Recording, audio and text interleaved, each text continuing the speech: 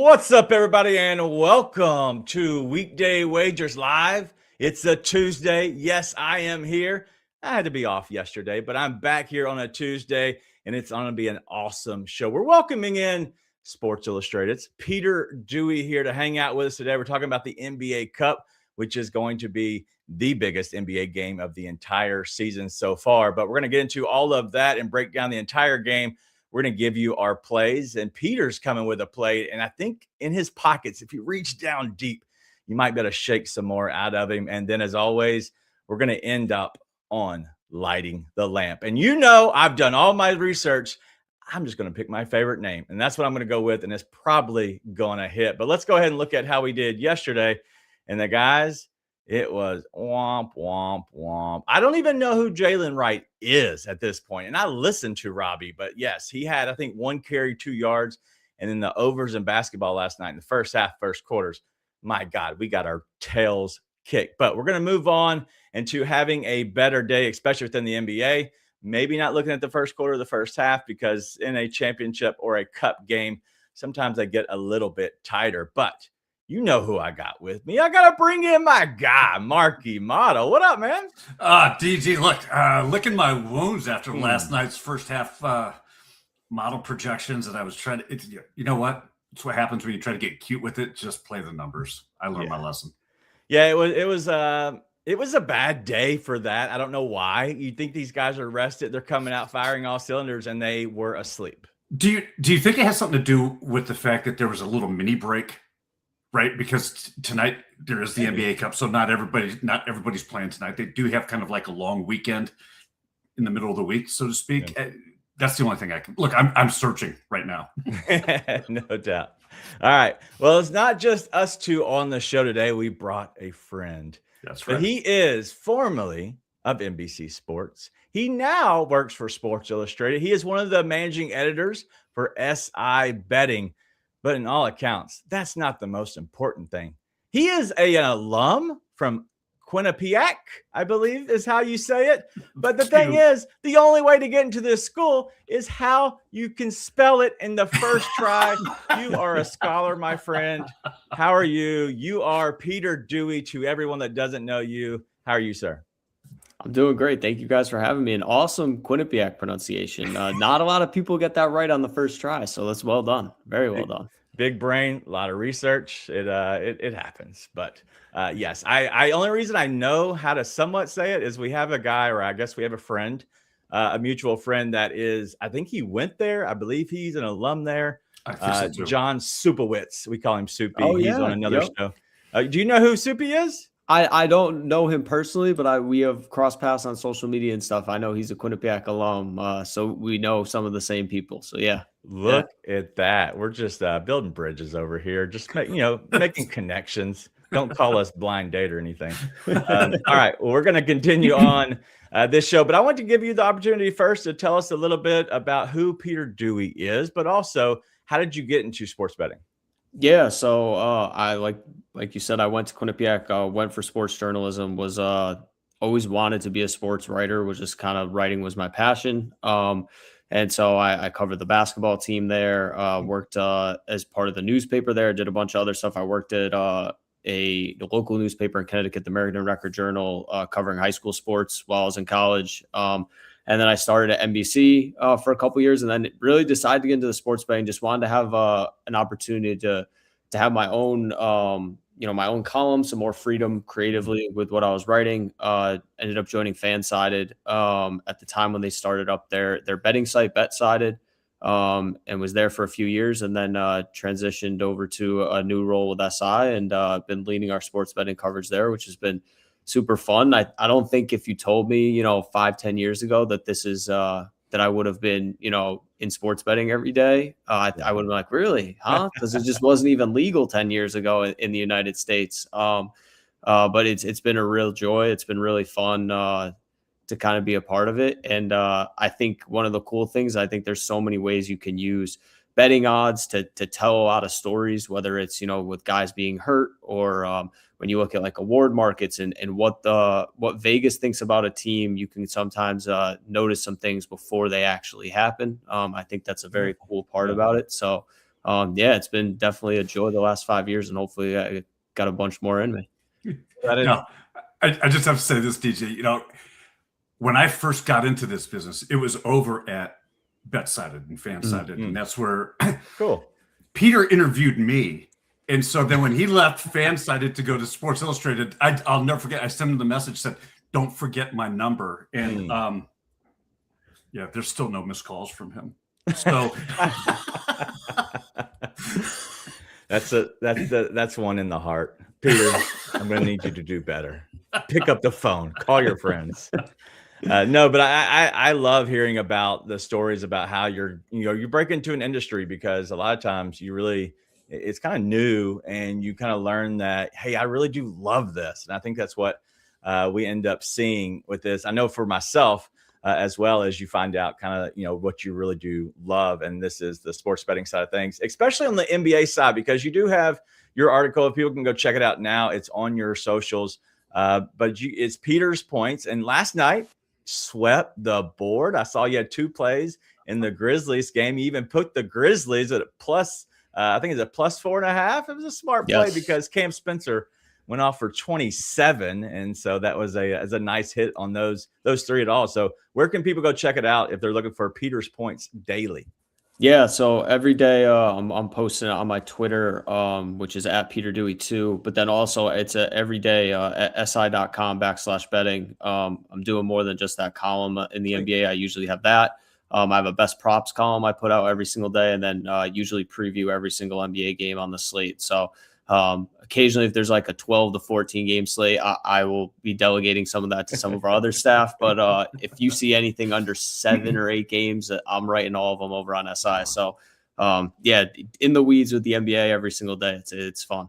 That's awesome. All right, well, let's get into a fun question and start this whole thing off before we get and completely dive into the NBA Cup. But I had to ask, because this is important to me, because I have my opinions. But if you're the commissioner for the NBA for one day, is there a rule or anything that you would implement, any change that you would implement? Because right now, a lot of people hate Silver's NBA and whatever's happening with the NBA right now. Yeah, there's 2 things that immediately come to mind. I think the biggest one is I think they just have to shorten the season. And I really hate saying that, because I love basketball.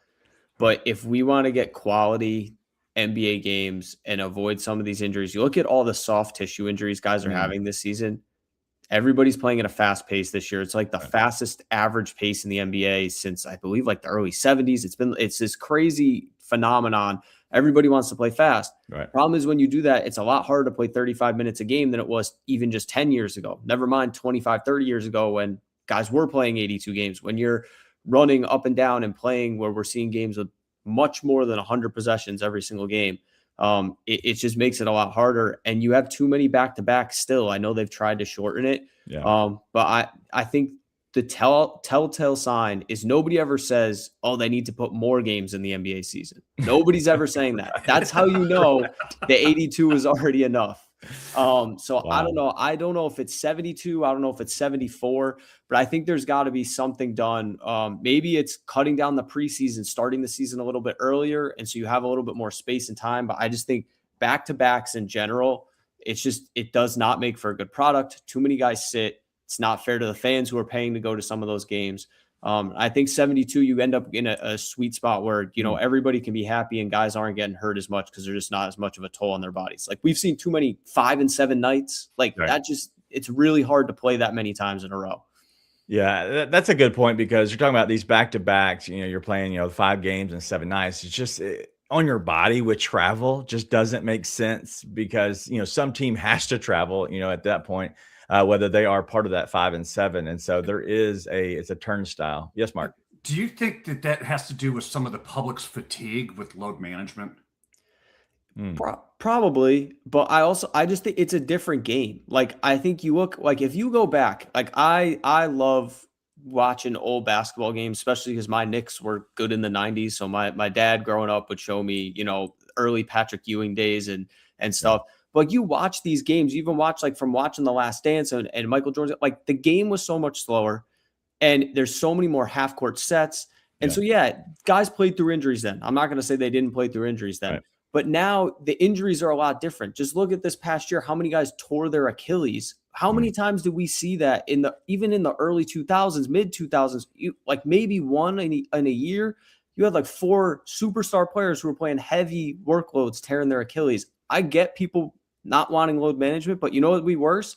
If 20 of the 35 best players in the league are all out for the season, and then you don't get to see them at all. So if it means they got to sit out a game or two here and there to keep their bodies fresh for down the stretch, I mean, I think that does matter, but it's just a different game. I don't think it's really hard to compare eras in any sport, but especially with the NBA, it's a different game. It's played differently. There's more threes. It's faster paced.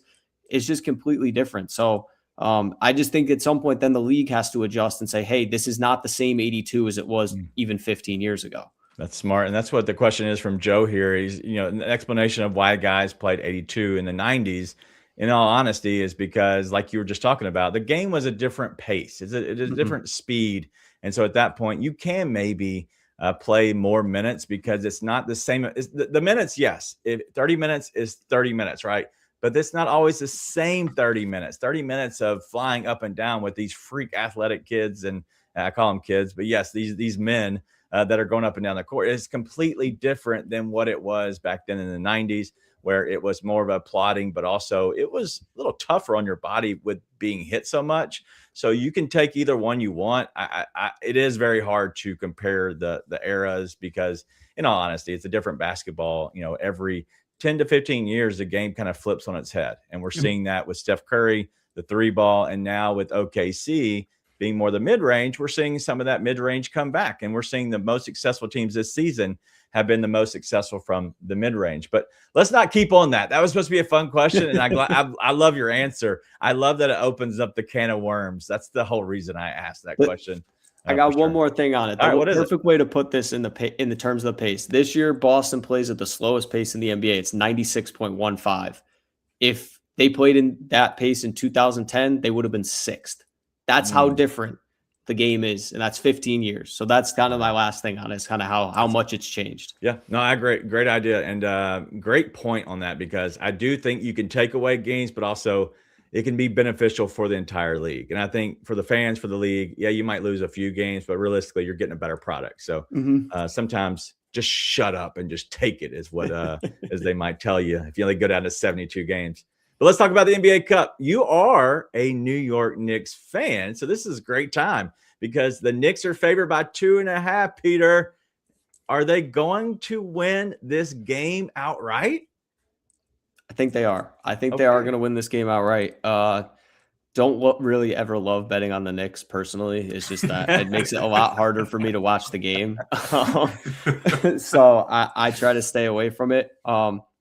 But I think the big thing for them, I'd be shocked if Victor Wembanyama is not on a limits minute tonight. Again, yeah. Just, coming back from that calf strain, they're not going to try and put him in harm's way, which is obviously beneficial to the Knicks. And I just think New York, they have a lot of guys to throw defensively at Steph Castle and De'Aaron Fox and even Wemby. I'm intrigued to see if they'll play OG Anunoby on Wemby and play Karl Anthony Towns on Harrison Barnes tonight, and try and mitigate the one-on-ones from the perimeter from Wemby. But I just think the Knicks right now, they're second in offense. They've played fantastic basketball over the last 2.5 weeks.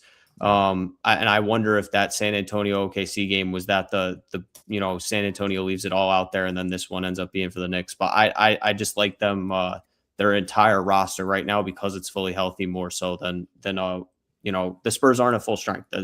Even if Wemby plays, it's not going to be his usual 35.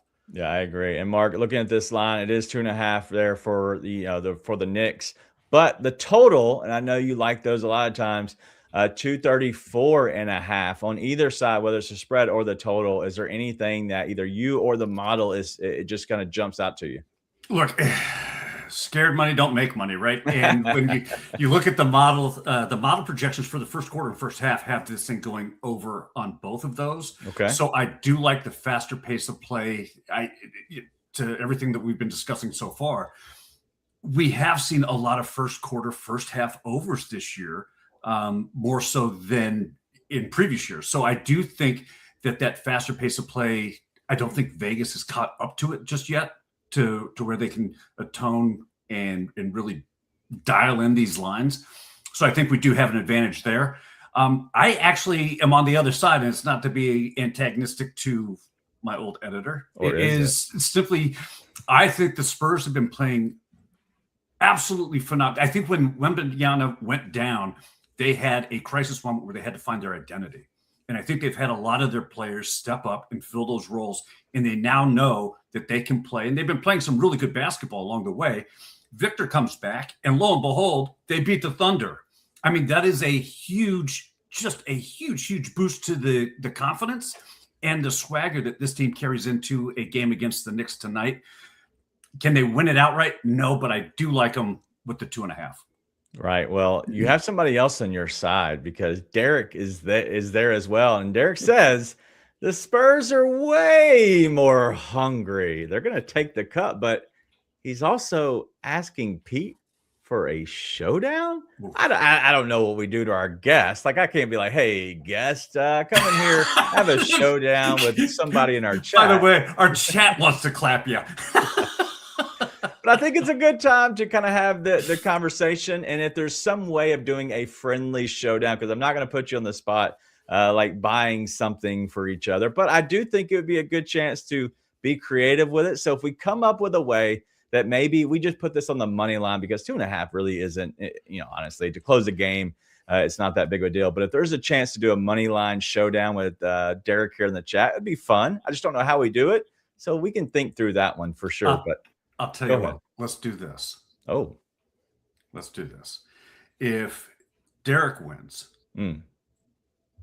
then I will give him I will send him $25 just as a little showdown. Here's your Venmo, boom, send it to him on Peter's behalf.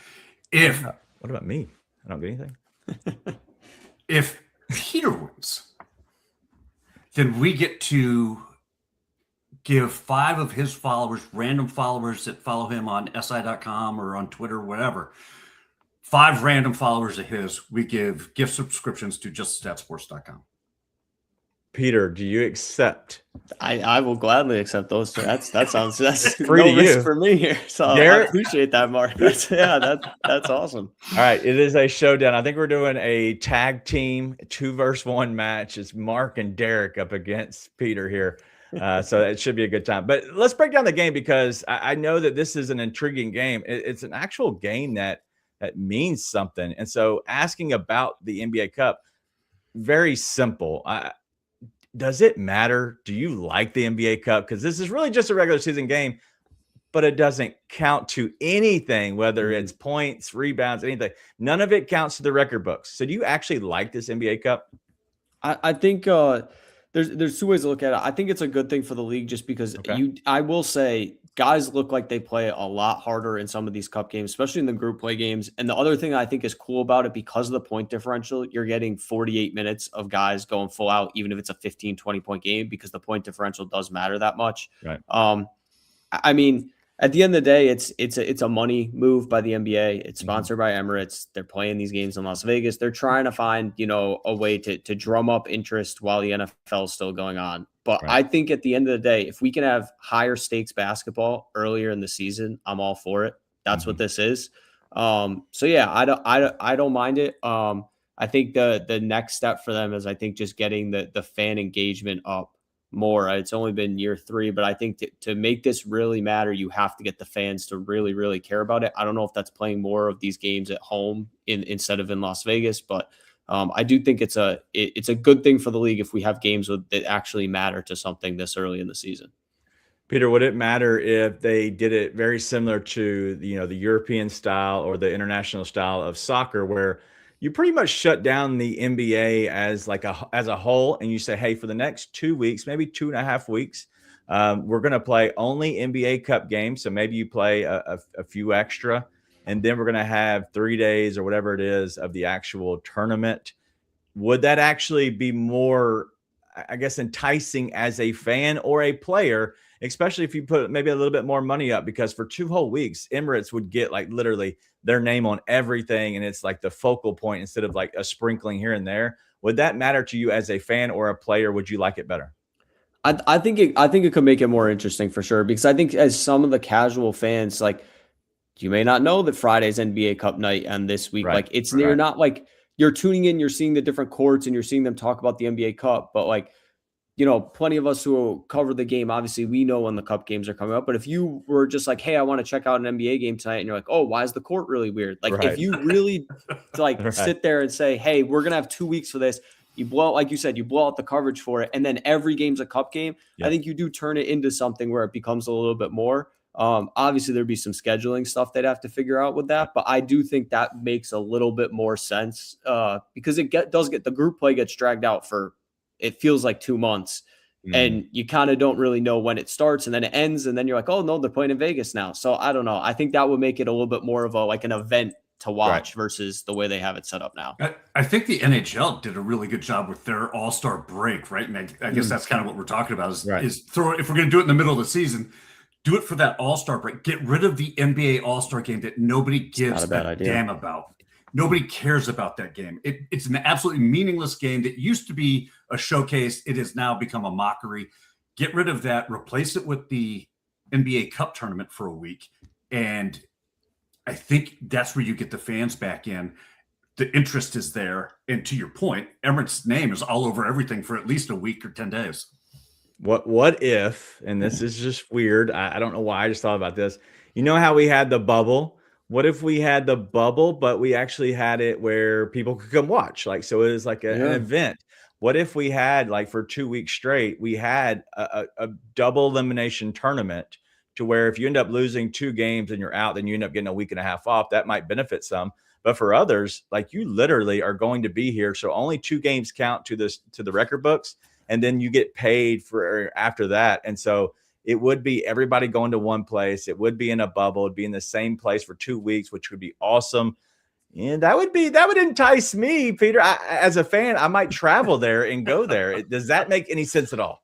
Yeah, I think that's more exciting than kind of what they do now. I was talking to one of my friends who covers the league today, and I was just like, if you were a Knicks fan, like, were you really going to Vegas for Saturday, Sunday, Monday, Tuesday for this? Like, if you're a Celtics fan, like, yeah, if you root for the Lakers and the Lakers in the NBA Cup semis and they're in the final and it's a drive, it's a long drive or it's a short flight, sure, like maybe you make a weekend out of it. But like, are you going across the country for this? What if they lose on Saturday? Like, now you're like, what did I do this for? Right. So I think it does, like, you're pricing certain fans out. And then also on top of that, you're kind of just pulling it. Like, the way I think about it as a Knicks fan, just being in the environments, but I also think this for the Spurs. Like, if this game was in the Garden tonight, I think it would be crazy. If this game was in San Antonio tonight, I think it would be crazy. But you have it in Vegas, and I just don't think you're going to get as raucous of a crowd where it feels like, oh, this is a championship game type of environment. And I think if you put everybody in one place and you were saying, hey, they're going to be here no matter what, maybe you get more fans to travel. But then also, you have this, like you said, it's an event at that point where I think it becomes more of a thing. So that was kind of the way I looked at it. Like, this is probably the most important non-playoff game that the Knicks have played in God only knows how long. Like, obviously last year's playoffs were big. Like, I think it would be crazy if this game was in New York. And same thing in San Antonio. When's the last time they had a game with this kind of stakes? So that is the one part to me that's like a little disappointed. So I do think bringing it together would be interesting. Yeah, I'm curious how it all plays out. It will be a fun event just overall because I think the NBA Cup brings what I call some zhuzh to the NBA season in a lull kind of a year. It's in the middle where we're talking about we're getting down to we're closing in on the NFL playoffs. And it's just to the point of, hey, we just trying to get to Christmas Day if we're in the NBA, get to the new year, and then maybe wake me up, shake me a little bit in February to get me ready for March. And so I get it. It's a long season, but this is something good, in my opinion. All right. Well, it's time to get to our picks and what we do here. Speaking of zhuzh, we like to have our buddy Seabass get us ready for our picks. Hey, what's up, everybody? It's your boy Seabass, the only 5-star chef in the game. We all know sports betting is full of bad beats and tough calls, but when it comes to flavor, there's no second guessing. Bassett's Blends is the plus EV lock of every meal. We don't need a stinking model. Crafted with winning spices and bold taste, Bassett's Blends comes in 3 flavors, original, hot, and no salt, that's going to turn chicken, steak, vegetables, any dish into a can't-miss cover every night. With Bassett's Blends, there's no bad beats, no flavor fades, just guaranteed greatness.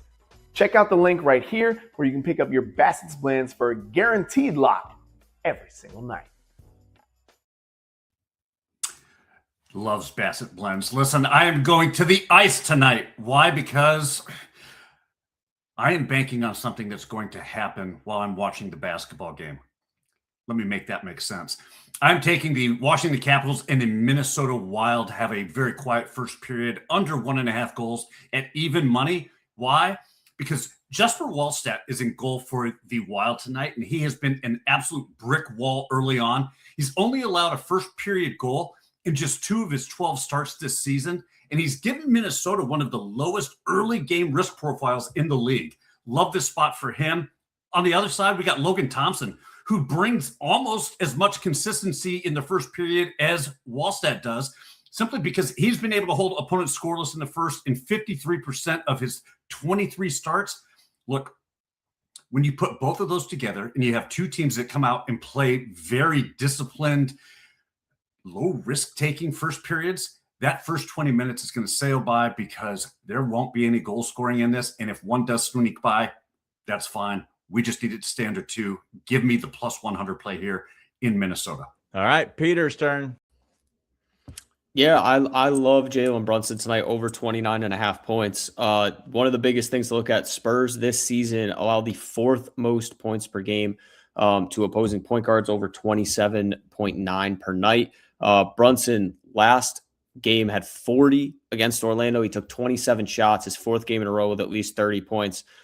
We know he's going to handle the ball a ton. We know he's going to get up a lot of shots. He's taken 20 or more shots in 3 of his last 4 games, averaging 28.8 points per game, shooting 48.7% from the field, 37.6% from 3. He's efficient. And I think one of the big things, him, since he came back from his ankle injury, he's averaging 29.6 points per game. And he scored 30 or more points in 7 of those 12 games, shooting over 50% from the field. I just think if the Knicks play this game how I'd expect them to, which is a high stakes game, there's going to be a lot of Jalen Brunson down the stretch. We saw him really take over in the first half against Orlando. So I'm rolling with him over 29.5 points. Little 30 ball from Jalen Brunson, but also shout out Peter coming on, giving plays. Not a bad deal. Even people in the chat like it as well. I'm going to go with Keldon Johnson here for my pick. We're going to go over the 3.5 rebounds at minus 115. It's 4 rebounds, guys. It's not very hard to get that, especially if you're playing some minutes. He played the least amount he's really played all year, was 14 when they went up against OKC. That's because they didn't go back to him there in the 4th quarter. Even there, he had 8 rebounds throughout the entire game. But let me just share this interesting fact. He's had 4+ rebounds in 22 of 25 games this season. He's had 4+ rebounds in 18 straight. I have to take a guy who's on an 18-game heater on this stat. I get it. He might not be the guy who plays the most minutes. He might not be a starter, but give me somebody who has, honestly, played in the league a few years. He's got the moxie to go in and grab some rebounds. I love Keldon Johnson just to grab us 4 rebounds at minus 115. All right. We're on all sides of the thing. Mark went off the board, went to hockey. Me and Peter doing smart things. Listen. We're staying here, right? When in the NBA world, I go hockey. I'm not going to compete with you guys in the NBA world. Just as I gave him the kiss of death. Why is it minus 115? Listen, you don't ask the questions. Have you ever been given a gift, Derek, and you said, hey, why are you doing this? No, you just say thanks and you just move on. They asked for the gift receipt. He said, who is Keldon Johnson? He plays basketball, guys. Okay, you'll see him tonight. No idea what his number is. I do like Keldon Johnson, but he's fallen off for sure since Victor got there. Stefan Castle has made a jump. Ethan Champagny. Man, that was terrible. Julian Champagny. That's right. Peter, am I correct? Champagny? Yeah. Okay. Champagny. Yep. Whatever. Anyway, all right. It's time to light the lamp, damn it, because I'm screwing up this whole thing. Y'all got me pissed off about Keldon Johnson play. So we're going to light this stupid lamp and see if we can strike gold here. But if you're looking at this, it's the first goal scorer in the game. We got Nathan McKinnon at minus 115, Austin Matthews at plus 117, Connor McDavid plus 140. And now these are the real numbers here. Cole Caulfield plus 180, and then Tom Wilson plus 185. Peter, you are the guest. Don't let us down. Who would you pick to score a goal right here? I'm going to go off the board, which is crazy. I'm going to go off the board. I'm taking Sidney Crosby, who's plus 190 to score tonight, against his former teammate, Tristan Jerry, I believe is how you say it, but I could be wrong. Sure. Played obviously 10 years with the Penguins before he was traded last week. So I like Crosby so far this year. He's got 19 goals, 34 points in 31 games, scored against the Sharks on Saturday. And he's almost 2-1 here. I know he's getting old, but I kind of like him to score in a matchup where I think it's going to be very interesting. Both teams, obviously, they swapped goalies and then they play a week later. So I like him against his former teammate to get one over on him. Sid, not so much the kid anymore. I know who that is. But plus 190, you're speaking my language here. All right, Mark, he went off your list. He said your list sucks. So where are you going here? Look, and Peter, it's nothing but respect and love and admiration I have for you.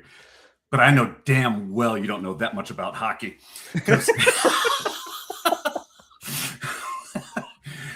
I'm going on the other side of Sidney Crosby. And does Sidney Crosby score?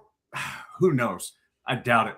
But Connor McDavid will. Why? Because Stuart Skinner is going to be in goal for the Penguins. That's right. We got the goalie trade actually taking place on the ice tonight in Pittsburgh.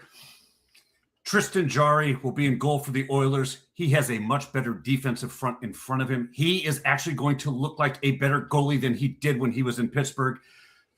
Stuart Skinner was a mediocre at best goalie in Edmonton and got protected by the Edmonton defenseman. He's going to get exposed here, and who's going to do it? Nobody other than Connor McDavid. I do know that guy because I remember hearing all about Skinner sucks. If Skinner's in between the post or whatever y'all nerds say, like we need to pick the other team. Yes, so I believe you there. All right.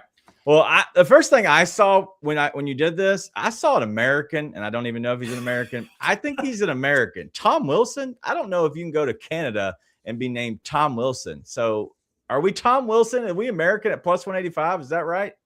That's right. Yeah, in Canadian, that would be Tim Horton. God.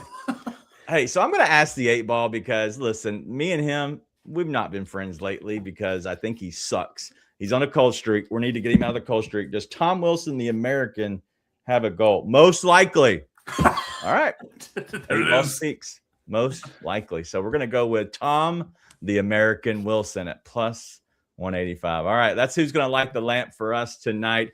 It should be a fun time, but I have to ask, Peter, I know you had plenty of picks in your pockets. I told everybody we're going to try to shake them out of you. Any other just random play or random guy that you love tonight, whether it's an actual play or just the player itself in the cup game? Yeah, I got a couple plays for you guys. So I like Steph Castle to get 5+ assists. If you want to use it as a parlay leg, you can. It's like minus 160, minus 170, depending upon where it is. A lot of the time, I'm a fan of just taking the straight bet there. But you look at him so far this year, he's averaging 6.9 assists per game. The Knicks are top 10 in the NBA in opponent assists per game, but they also play at a pretty fast pace. And Castle has 5 or more dimes in 13 of his 16 games this season.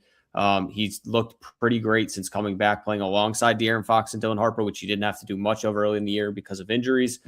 He's averaging, one of the key stats I love to look at when you're looking at assist or rebound props is if it's rebounds, rebound chances, and assists, potential assists. Stephon Castle's averaging 12.7 potential assists per game this year. So we're just asking him to get 5. This is looking like it's going to be a high scoring game. Totals what now? 234.5, I believe you said earlier. So I do like him. He's going to play probably over 30 minutes, played 35 against OKC on Saturday to get 5 or more assists. That's great. I like that. Stephon Castle has been honestly really good. He was good last season and he's been really good this season. And he only gets better when Wemby's on the court. It just allows him more freedom because at that point, he does have some space to work off and nobody's really looking at him because when Wemby's on the court, it's been Fox right recently, but realistically people are watching out for Stephon Castle. So I like that play. All right. Well, yes, sir, Mark. I've got Peter here. I just have to get your thoughts. So at justthestatsports.com, we put up a play of the day. And today's play of the day is Victor Wembanyama to go over 9 rebounds, to have at least 9 or more rebounds, and Karl Anthony Towns to hit 18 points. Ooh. How do you feel about that? You put them both together, it's a plus 110 play. Okay. Yeah, I do like that a lot. The only thing that would worry me with Wemby is the minutes limit, but he played 20 minutes and had 9 boards against OKC. So I wouldn't be shocked if he's right back around there again. And Karl Towns had a huge game against Orlando on just 11 shots. I assume he's going to take a few more shots tonight. So I do like that quite a bit. That parlay, I think that's two good alternate lines to have. And I think with Wemby, I wouldn't be surprised if it's tonight. There's a little bit more of a leash for him in the fourth quarter. I don't think he plays more than like 25, 26 minutes, but I would assume if it's a close game at the end, they're going to really let him kind of rip to try and win. Yeah, because you're talking about 6 minutes a quarter. I don't think that's And at that point, if you get down to where you're right on 24-ish minutes, going 2 extra and finishing the game 8 minutes strong, you're talking about you're at 26, and maybe even 27 minutes if you had to. I don't think that's a big number for a guy coming back. He just played 20. I know that's pushing it a little bit, but I really do think they'll squeeze 24 to 26 minutes out of him. So I do like that play. Do you think he gets a double-double tonight? I don't mind it. He has at least 8 boards in every game this year. Right. He's had some games where he's played less minutes, so that obviously you're kind of betting on the floor is extremely high, and I think the points are going to be there. Like I'll give you guys another one that I like. I like him to hit one or over 1.5 threes. So if we're going with that, I do think he's going to score 10 pretty easily in this game. Last time he played the Knicks, he had 42 and he made 6 threes. So before he got hurt, he had 4 straight games with multiple threes. So I think the double-double's in play. I think you just have, with a lot of these player props, especially a double-double prop, you got to look at the floor. Like Evan Mobley's a guy that I target a lot in double-double props because even in his bad rebounding games, you're looking at like 8 boards. And so you kind of know where this guy's going to be. I think that's just kind of the same with Wemby coming into tonight. Yeah, I like that. And the last 2 games that he's played against the Knicks, just overall, he went 4 of 9 and then 6 of 16 against them on Christmas last year. And so Wemby puts him up against Cat for sure. Yeah, why not? And congratulations, DG. The over hit. Peter, just so you know, the line was set at 4.5 plays that we could get out of you for this show, and we just hit the over. Give us more. That's fine by me. They're all out there. I already wrote them all up already today. So yeah, I'll give them out to the people. That's what you got to do. For the people. That's how we do it here. All right, Peter, we appreciate you coming on, man. This has been an absolute blast. Last thing I want you to do is tell the people how they can find you, where they can find you, wherever it might be. Give them a little bit about you so they can make sure they follow along. Yeah, no, I appreciate you guys. First, appreciate you guys having me on. This was a blast. So thank you. And Mark, it was great to see you again. Obviously, we worked together, so this was awesome. But no, you can find all my stuff at si.com/betting. Have stuff across, NBA, NFL, WNBA, basically every sport you can think of. There's going to be something on there that I've written about. And then all my plays, I always post my NBA column on my Twitter at Peter Dewey 2, and occasionally on my Blue Sky as well. Same handle, Peter Dewey 2. So you can check me out over there. Are you do you know who Peter Dewey 1 is? No, the 2 was my favorite number growing up. Was a big Derek Jeter fan. So everything is I went defaulted to 2. So maybe there is a Peter Dewey 1 out there. I'm not sure though. What to look for. Last thing though, because I have not been very I guess I don't know a lot about Sports Illustrated and the betting side of it. I haven't followed along, just being very honest. So why would somebody follow along for Sports Illustrated and the betting side of it? What makes you different? Like what is it about? Like what is the goodness of Sports Illustrated and the betting side of it that sets it apart, or why people should follow along? Yeah, I think one of the cool things that we do is we do a combination of, obviously we're giving out picks. We also do a lot of stuff where we're telling the story. I kind of mentioned a little bit earlier, we're telling the story with the odds, kind of trying to help people like, hey, if this guy is out, this is how much the line moved. This is what this means. How can you get the best look, whether it's this team's going to be favored in 3 of their last 4 games, but they're plus whatever to win their division, trying to give some of that, further ahead looking stuff. And then also I think myself and one of our senior writers, Ian McMillan, we like to have fun with it. Like we understand in the sports betting, like you're not here to make yourself rich. We're all trying to have fun with this. Right. Like Ian, one of the awesome things he does. He picks every single game of the NFL season. Yes. He does a column every single week. It's called Road to 272. If you want to check it out, it actually posted this morning for week 16. And so we just like to give out as many plays as we can, try and involve people of all kind of, all fan bases, and we try and give our best play for as many games as possible. I think we have a pretty robust offering, and it's just a good time. We're just here having fun, watching sports. So I think that's the cool thing about SI. We don't take ourselves too seriously, but we're also, in the weeds doing this research and trying to give you the best we can. So great answer. I will definitely follow along from now on, especially knowing somebody. And so that's great answer out of you just overall. And so I hope everybody follows along. SI betting is very simple. You go over, follow Peter Dewey 2. Don't push 1. We don't know who that guy is. Go to Peter Dewey 2.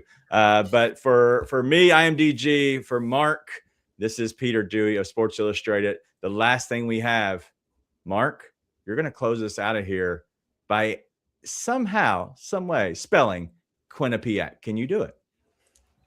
Just hit the end show button now. Close this out. Yeah. QUINNIAPPAC. Y'all have a good day. We'll see you tomorrow.